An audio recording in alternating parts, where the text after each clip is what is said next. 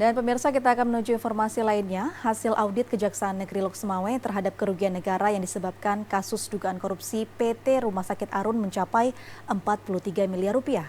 Jumlah ini mengalami peningkatan dari prediksi jaksa sebelumnya yang hanya mencapai 30 miliar rupiah.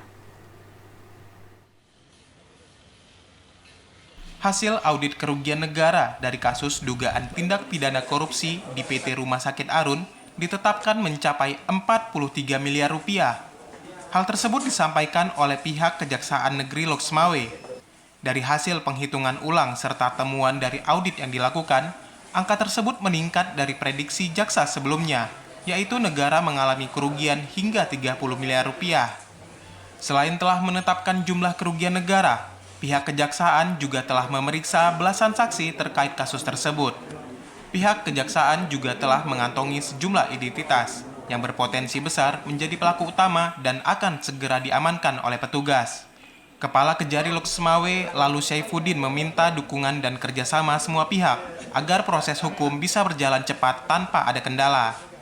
Pihaknya juga meminta pihak yang menerima aliran dana ini segera mengembalikan ke negara.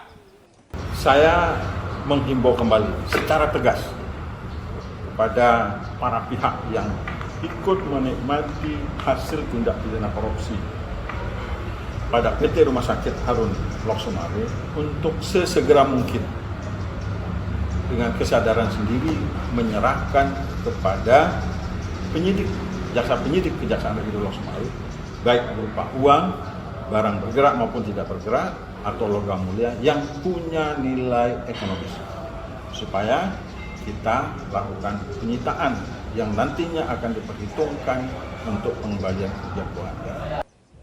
Kasus dugaan korupsi yang diduga berlangsung sejak tahun 2016 hingga 2022 ini tidak selesai dengan dikembalikannya kerugian negara sebesar 3,1 miliar oleh perusahaan umum daerah PT Pembangunan Lok Sumawe atau PTPL beberapa waktu yang lalu.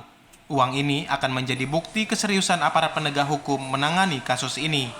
Dari Lok Sumawe, Muhammad Ilyas, TVRI Aceh melaporkan.